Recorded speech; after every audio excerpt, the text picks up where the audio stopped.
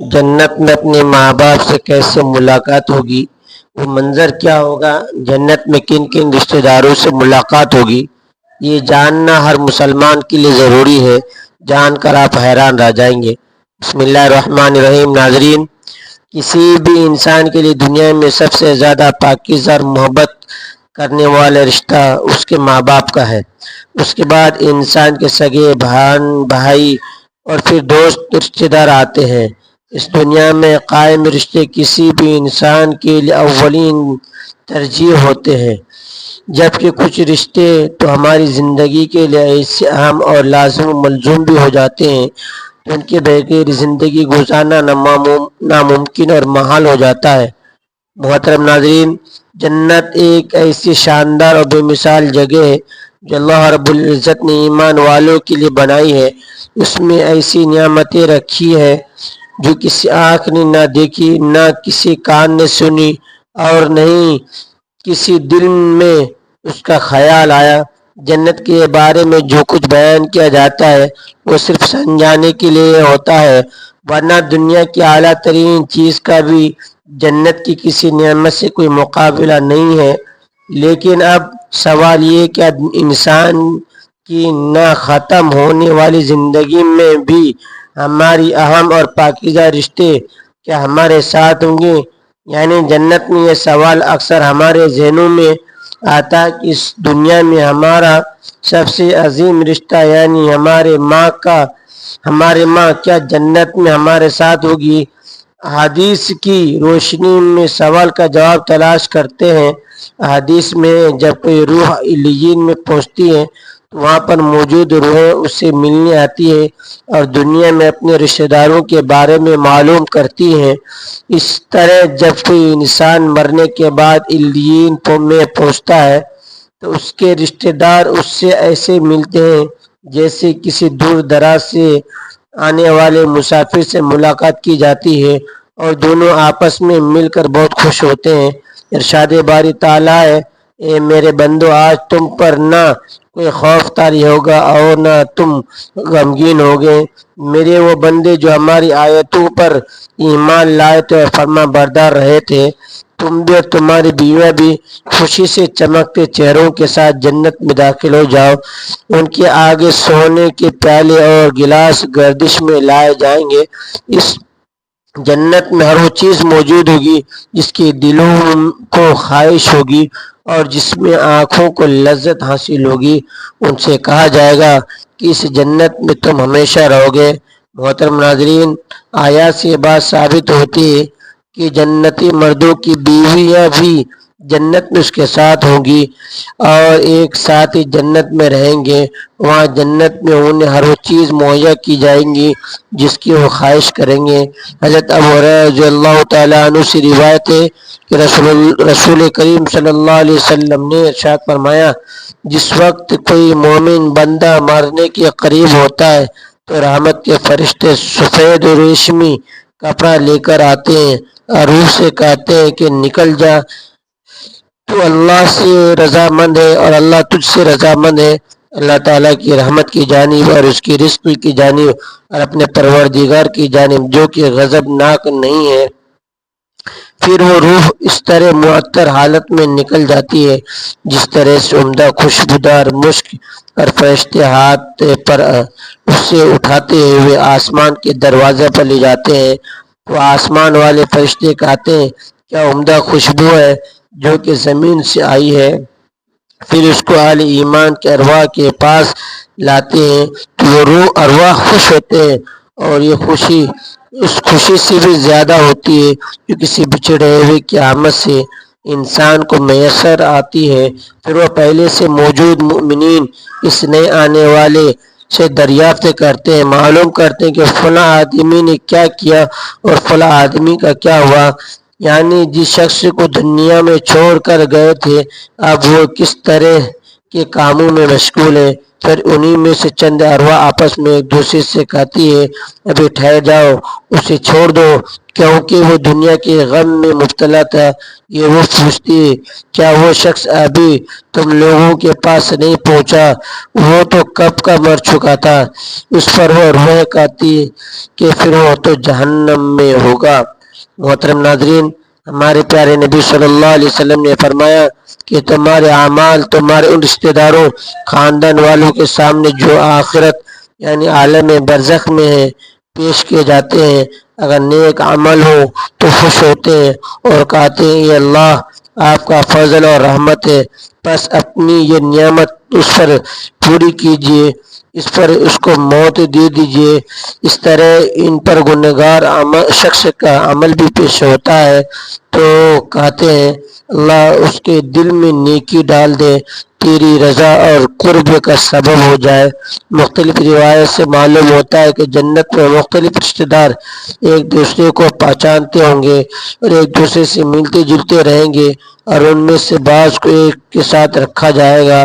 سورہ طور کی آیت نمبر 21 میں اللہ سبحانہ وتعالیٰ کا فرمان ہے جو لوگ ایمان لائے ان کی اولاد میں بھی ایمان میں ان کی پیروی کی تو ان کی اولاد کو ہم انہی کے ساتھ شامل کر دیں گے اور ان کے عمل میں سے کسی چیز کی کمی نہیں کریں گے۔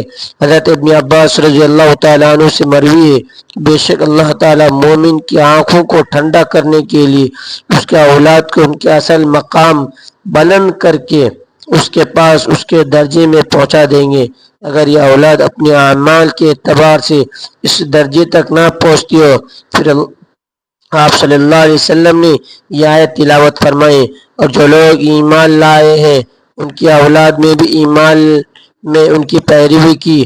ان سے معلوم ہوتا ہے کہ انسانوں کے اولاد کو اس کی خواہش کے مطابق ان کے ساتھ ہی رکھا جائے گا۔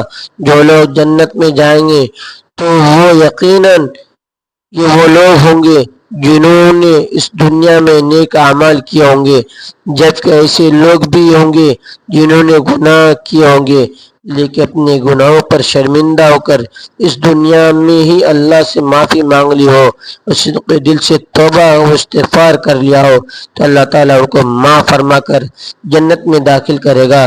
جہاں اللہ عز و جل ان کی ہر خواہش پوری فرما دے گا اور یقیناً اس کی خواہش میں سے ایک خواہش یہ بھی ہوگی کہ دنیا میں اس سے جو بھی گناہ سرزد ہو چکے ہوں گے یا کوئی گناہ والے اعمال اس نے کیے ہوں تو اس سے وہ تمام اعمال بھلا دیے جائیں گے، کیونکہ جنت امن اور سکون کی جگہ ہوگی جہاں منفی خیالات اور غم و غصے کی کوئی گنجائش نہ ہوگی۔ ایک اور مومن اور جنتی کے لیے ہر طرف خوشحالی ہی خوشحالی ہوگی، جیسا کہ سورہ بقرہ کی آیت نمبر 25 میں ارشاد باری تعالیٰ ہے جو لوگ ایمان لائے اور نیک عمل کرتے رہے ان کو خوشخبری سنا دو، ان کے لیے جنت کے باغ ہیں جن کے نیچے نہریں بہہ رہی ہیں، جب انہیں ان میں سے کسی قسم کا میوہ کھانے کو دیا جائے تو کہیں گے یہ تو وہی ہیں جو ہم کو پہلے بتایا گیا تھا، اور انہیں ایک دوسرے کی ہم شکل میوے دیے جائیں گے اور وہاں ان کے لیے پاک بیویاں بھی ہوں گی اور جنت میں ہمیشہ رہیں گے۔ محترم ناظرین، ایک اور حدیث میں ہے کہ رسول اللہ صلی اللہ علیہ وسلم نے فرمایا جب اہل جنت جنت میں داخل ہوں گے ان سے کسی کو اپنے بھائیوں اور رشتہ داروں سے ملنے کی خواہش ہوگی، اس کا بستر اسے اڑا کر ان کے بستروں کے برابر پہنچا دے گا اور پھر دونوں تکیہ لگا کر دنیا میں گزرے ہوئے دنوں کے بارے میں باتیں کرنے لگیں گے۔ ان میں سے ایک اپنے ساتھی سے کہے گا اے فلاں تمہیں یاد ہے کہ اللہ نے فلاں دن اور فلاں فلاں جگہ پر ہماری مغفرت فرمائی تھی، اس طرح ہم نے اللہ سے دعا کی تھی کہ اللہ نے ہمیں مغفرت کا پروانہ عطا فرما دیا تھا۔ رسول کریم صلی اللہ علیہ وسلم کی مجاز مبارک کے بارے میں متعدد احادیث مبارکہ میں بیان کیا گیا ہے کہ آپ صلی اللہ علیہ وسلم کم گو اور انتہائی شگفتہ مزاج تھے، نرمی و محبت اور مسکرا کر بات کیا کرتے تھے، تاہم کئی بار آپ صلی اللہ علیہ وسلم کبیدہ دل بھی ہوتے تھے، مگر یہ اس وقت ہوتا جب آپ صلی اللہ علیہ وسلم ہم سے آخرت کے حالات بیان فرما رہے ہوتے تھے۔ امام عسقلانی فرماتے ہیں یہ کہا گیا کہ آپ صلی اللہ علیہ وسلم صرف آخرت کے امور میں ہنسا کرتے تھے۔ اگر کوئی معاملہ دنیا سے متعلق ہوتا اس پر آپ صلی اللہ علیہ وسلم صرف تبسم فرمایا کرتے تھے۔ آپ صلی اللہ علیہ وسلم نے ایک بار صحابہ کرام کو آگاہ فرمایا کہ روز محشر جب کسی کو جہنم سے نکال کر جنت میں بھیجا جائے گا تو اس کی حالت کیا ہوگی؟ اس پر آپ صلی اللہ علیہ وسلم نے عرض کر واقعہ کا احوال بیان کیا۔ بخاری شریف اور مسلم شریف میں یہ متفق علیہ حدیث مبارکہ یوں بیان کی گئی ہے۔ حضرت عبداللہ ابن مسعود رضی اللہ تعالیٰ عنہ سے روایت ہے کہ نبی کریم صلی اللہ علیہ وسلم نے فرمایا مجھے اچھی طرح معلوم ہے کہ سب سے آخر میں جہنم سے کون نکالا جائے گا یا سب سے آخر میں کون جنت کے اندر داخل ہوگا۔ یہ آدمی اپنے جسم کو گھسیٹتا ہوا جہنم سے باہر نکلے گا، چنانچہ اللہ تعالیٰ اس سے فرمائے گا جا دوزخ سے نکل جا، تو پھر دوزخ کی طرف پلٹ کر دیکھے گا اور دوزخ سے مخاطب ہو کر کہے گا بڑی بابرکت ہے وہ ذات جس نے مجھے تجھ سے نجات دی ہے۔ اللہ تعالیٰ نے مجھے وہ نعمت عطا فرمائی کیا اولین و آخرین میں سے کسی کو بھی وہ نعمت عطا نہیں فرمائی۔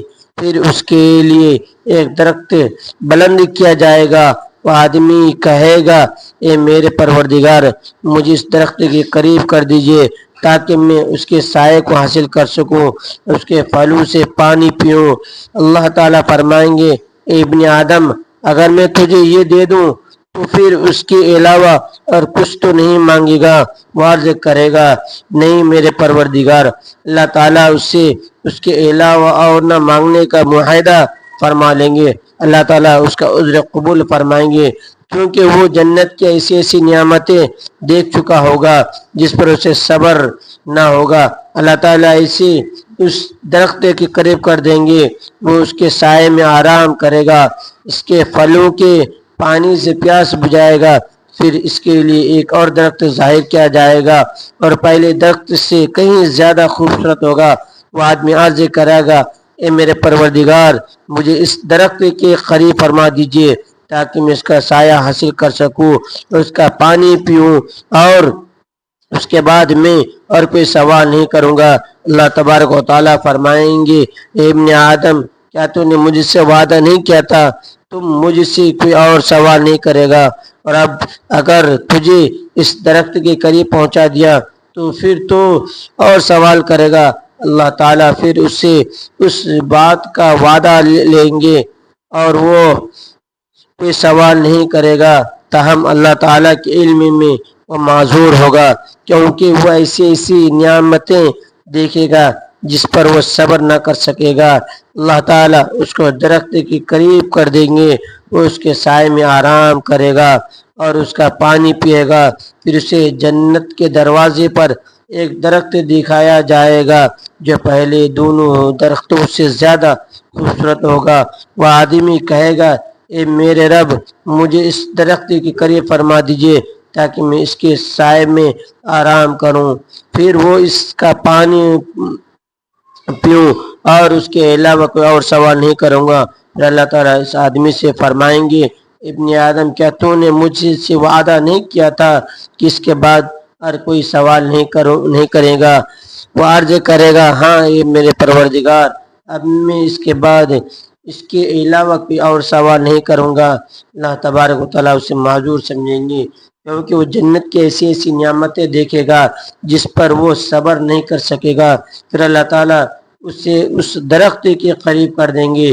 جب اس درخت کے قریب پہنچے گا تو جنت والوں کی آوازیں سنے گا، تو پھر وہ عرض کرے گا اے میرے رب مجھے اس میں داخل کر دیجئے۔ اللہ تبارک و تعالیٰ فرمائیں گے اے ابن آدم تیرے سوال کو کون سی چیز روک سکتی ہے؟ کیا تو اس پر راضی ہے کہ تجھے دنیا اور دنیا کے برابر دے دیا جائے؟ وہ کہے گا اے رب العالمین تو مجھ سے مذاق کرتا ہے۔ یہ حدیث بیان کر کے حضرت عبداللہ رضی اللہ تعالیٰ عنہ ہنس پڑے، لوگوں سے فرمایا تم مجھ سے کیوں نہیں پوچھتے؟ میں کیوں ہنسا؟ لوگوں نے کہا آپ کس وجہ سے ہنسے۔ فرمایا رسول اللہ صلی اللہ علیہ وسلم اسی طرح ہنسے تھے۔